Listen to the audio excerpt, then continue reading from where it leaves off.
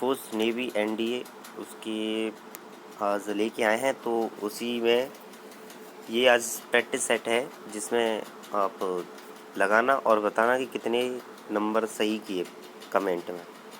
तो चलिए शुरू करते हैं। पहला क्वेश्चन है कि 2 and 2 मेक 4 और नो एरर। अगर इसमें कोई आपको गलती नज़र आती है तो बताएं। और जैसे कि 2 and 2 आप सभी को पता होगा कि 2 and 2 जो होता है वो प्लूरल होता है, जिसके अनुसार मेक्स नहीं मेक आना चाहिए। मेक प्लूरल है, अगर सिंगुलर होता है तो इसमें एस या ई एस लगा देते हैं प्रेजेंट इंडेफिनिट टेंस के लिए। तो पहला क्वेश्चन आप सभी को क्लियर हो चुका होगा। चलिए चलते हैं क्वेश्चन नंबर 2 पर। क्वेश्चन नंबर 2 है he is best player in India. तो बताइए कोई एरर है या नहीं है। चलिए आपने सोच लिया होगा। जैसे कि आप सभी को पता होगा कि 3 प्रकार की डिग्री होती हैं। एक होती है पॉजिटिव डिग्री, एक होती है कंपैरेटिव डिग्री और एक होती है सुपरलेटिव डिग्री। तो जब भी सुपरलेटिव डिग्री का यूज़ किया जाता है तो वहाँ जो आर्टिकल का यूज़ होता है उस एडजेक्टिव से पहले, सुपरलेटिव एडजेक्टिव से पहले हम दा का यूज़ करते हैं। तो यहाँ पे जो बेस्ट है उससे पहले दा का यूज होगा। तो ऑप्शन नंबर बी आपका राइट हो जाएगा। चलिए चलते हैं क्वेश्चन नंबर 3 पर। क्वेश्चन नंबर 3 है कि he is accused with committing the murder no error. तो चलिए सोचिए, इसमें जो गलती है वो फिक्स प्रीपोजिशन की है। एक्यूज के साथ फिक्स प्रीपोजिशन जो होता है वो ऑफ चलता है, एक्यूज ऑफ समथिंग। और प्रीपोजिशन के बाद जब वर्ब आती है तो वो जीरंड फॉर्म में आती है। जीरंड जो होता है वो नाउन का काम करता है और वर्ब में जब आईएनजी लगा देते हैं तो वो जीरंड बन जाता है। जैसे ये कमिटिंग यहाँ पे आईएनजी का काम कर रहा है। ठीक है, चलिए क्वेश्चन नंबर 4 देखते हैं कि he said that he can not find his की नो एरर। आप सभी ने सोच लिया होगा, बहुत ही सिंपल क्वेश्चन है ये। तो आप जानते हो कि जब भी किसी कंजक्शन, यानी कि यहाँ पे कंजक्शन क्या है, दैट है, वो 2 सेंटेंसों को जोड़ रहा है। एक यहाँ पर ही सेड और ही कैन नॉट हिज की। तो ये क्या क्या काम कर रहा है, इनको जोड़ने का काम कर रहा है। तो जो पहला सेंटेंस होता है उसके अनुसार दूसरा सेंटेंस होता है। जैसे कि पहला सेंटेंस हमारा किस में है, पहला सेंटेंस हमारा पास्ट में है और दूसरा सेंटेंस किस में, प्रेजेंट में। कैसे पता चला, क्योंकि कैन जो होता है वो प्रेजेंट में यूज होता है कैन का, और जो ये सैड है वो वर्ब की सेकंड फॉर्म है।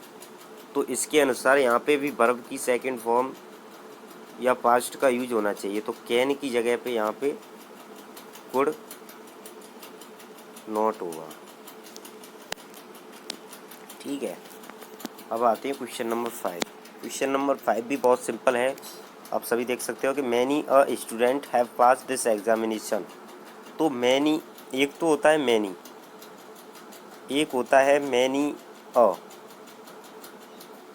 तो मैनी जो होता है वो प्लूरल होता है, आप सभी को पता होगा, और मैनी अ सिंगुलर होता है।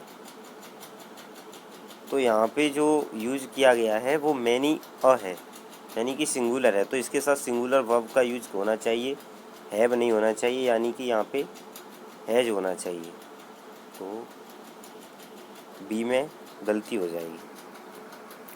अब है क्वेश्चन नंबर 6 में खाली जगह है, फिल इन द ब्लैंक्स, उनको भरना है। जैसे कि 6 में कि द पेपर वॉज लेंथी, खाली जगह, we did all the question, for, however, so और दो।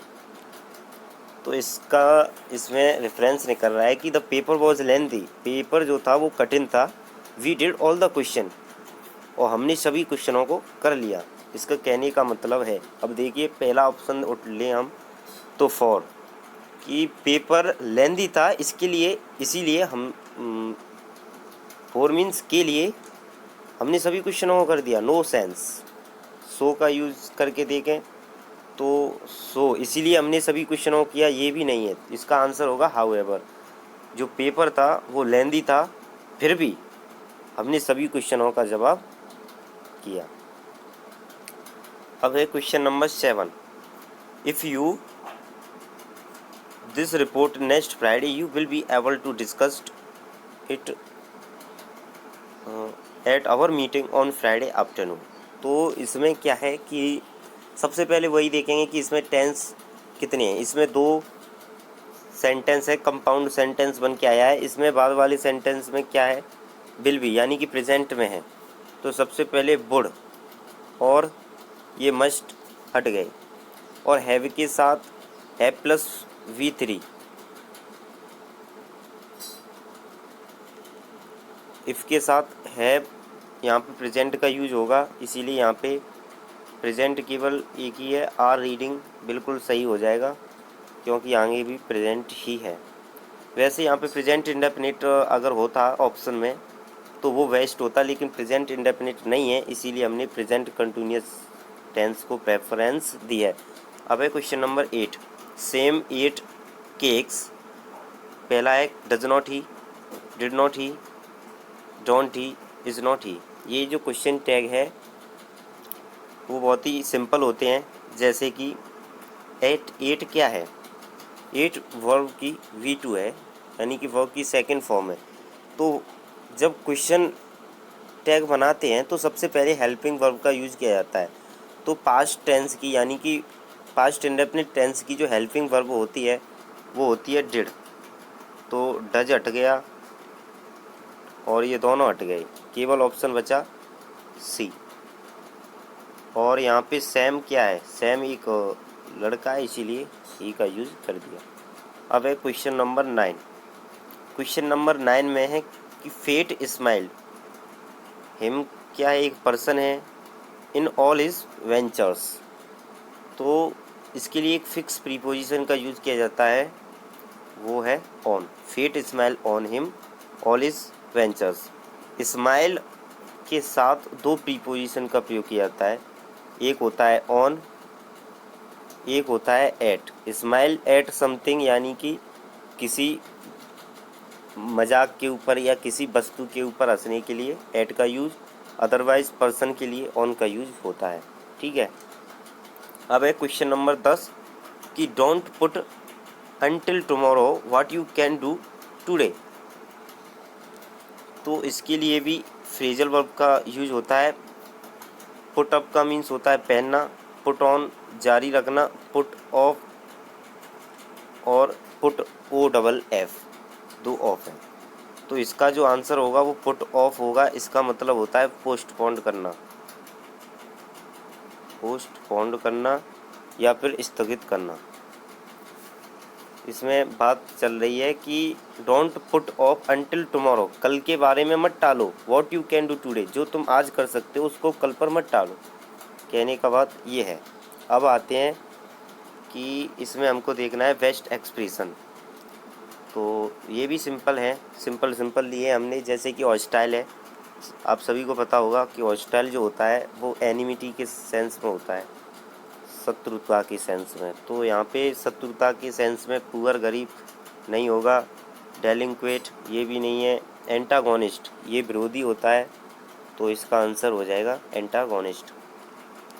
फ्रेंडली जो होता है वो एंटागोनिस्ट का विरोधी होता है। ये एंटोनियम्स हो सकता था फ्रेंडली।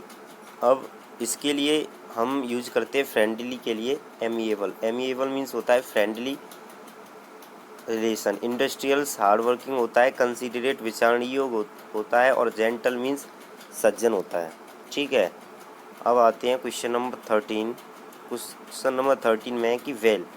वेल का मतलब होता है किसी चीज़ को छिपा देना, छिपा देना। तो ऑप्शन में इसका सही आंसर हो जाएगा कंसील। कंसील का मतलब होता है हाइड करना या छिपा देना। और है रिकरेंट। रिकरेंट का मतलब होता है री मीन्स फिर से, और करेंट मीन्स होता है मतलब जिसका लगातार के सेंस में यूज होता है रिकरेंट के लिए। तो इसका आंसर जो होगा है हीलिंग क्विकली। क्विकली गलत हो जाएगा क्योंकि क्विकली की बात नहीं है। टाइमली की कोई बात नहीं है। फ्लोइंग बैकवर्ड पीछे की तरफ नहीं होगा। तो इसका आंसर होगा option C, happening rapidly recurrent का बिल्कुल सही एक्सप्रेशन हो जाएगा। अब है कि पेकुलियर। पेकुलियर का मतलब होता है अजनबी के सेंस में। अजनबी का मतलब पेकुलियर होता है अजनबी। तो सेम मीन्स होता है एज इक्वल, ये होगा नहीं। सरप्राइजिंग आश्चर्यजनक होता है, ये भी नहीं होगा। टायरिंग थका हुआ, ये भी नहीं होगा। ऑप्शन नंबर बी इसका सही आंसर हो जाएगा, स्ट्रेंज अजनबी। अब बताने हमको कि अपोजिट इन द मीनिंग। तो पहला ही है कि स्टिमुलेट। स्टिमुलेट का मतलब होता है कि किसी को प्रोत्साहित करना, इनकरेज करना होता है। इसके सिनोनियम होता तो इनकरेज हो जाता, लेकिन इसका एंटोनियम पूछा है तो डिस्करेज हो जाएगा। इंस्टिगेट ये भड़काना होता है किसी को, जैसे कि आग में घी का काम करने के लिए इंस्टिगेट होता है। और टेम्प्ट ये भी उकसाना के सेंस में होता है। उकसाना और डिस्करेज में बहुत ही बड़ा डिफरेंस है। डिस्करेज जो होता है वो किसी को मन से डिस्करेज करना होता है, मन से हराना होता है। और इंस्टिगेट ये आग बढ़ाना की सेंस में है। रिवील आप सभी को पता होगा, अभी भी किया था। रिवील मीन्स होता है किसी को छिपा देना, हाइड कर देना, कंसील कर देना। मतलब रिवील पोल खोल देना, पोल खोलना के सेंस में होता है। इसका एंटोनियम हो जाएगा कंसील। कंसील का होता है, कंसील मीन्स होता है हाइड करना, छिपा देना। और ये जो है ये कंसील की गलत स्पेलिंग है। कंट्रोल ओवर समथिंग, किसी पर नियंत्रण। और कॉन्कॉक्ट इसका मुझे पता नहीं है। डेलीब्रेट मीन्स होता है जानबूझकर। जब कोई एक्शन जो होता है वो जानबूझकर किया जाता है तो उसे डेलीब्रेट कहते हैं। जानबूझकर यानी कि अनकंडीशनल इसका सिनोनियम्स था, लेकिन हमको यहाँ पर एंटोनियम्स ढूंढना है। तो एंटोनियम्स हो जाएगा अनइंटेंशनल। इंटेंशनली यानी कि जानबूझकर, और अन यानी कि बिना किसी जानबूझकर। इमोशनल आप सभी जानते हो, और अनलेटरल आप इसे भी जानते हो। पेरिलियस होता है, पेरिलियस मीन्स होता है कि बिल्कुल सेफ। इसके लिए पिटीबल आप सभी को पता है। पिटीबल यानी कि दयनीय कंडीशन होती है किसी की। और डिफ़िकल्ट हार्ड होता है। कंफर्टेबल आरामदायक होता है, इंजॉयबल। और सेफ इसका पेरिलियस अनसेफ होता है, तो इसका एंटोनियम हो जाएगा सेफ। डिस्प्यूटेबल यानी कि झगड़ा करने योग्य।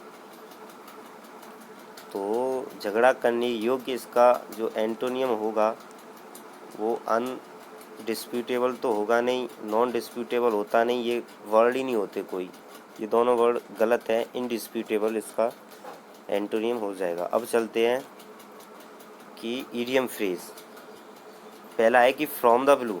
आप सभी को पता है होगा कि फ्रॉम द ब्लू का मतलब होता है ऑल ऑफ सडन, आकस्मिक, कंटिन्यूसली लगातार, नोइंगली जानबूझकर, एज अ स्लो बॉल।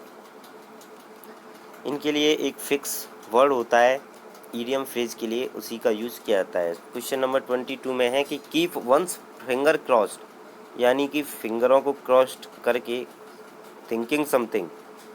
तो यानी कि जैसा कि आपने देखा होगा कि रोहित शर्मा की वाइफ फिंगर क्रॉस करके उसके लिए क्या करती है, वेट करती है और उसके लिए विश करती है रोहित शर्मा के लिए। तो इसमें आएगा टू वेट एक्सपेक्टेडली। ठीक है। इसमें to act as a hostile manner. Hostile यानी कि शत्रुता की तो बात होती नहीं इसमें। To interfere unnecessary, to keep out any danger. अब क्वेश्चन नंबर 23 है कि एट द 11th आवर। आप सभी को पता होगा 11th आवर है, यानी कि लास्ट आवर है ये किसी भी चीज़ को करने का। तो इसका हो जाएगा ऑप्शन नंबर डी। अब है long run. Long run means होता है कि इवेंचुअली, किसी भी घटना पूर्वक, यानी कि पहले से डिसाइड नहीं होता है, वो इवेंचुअली होता है।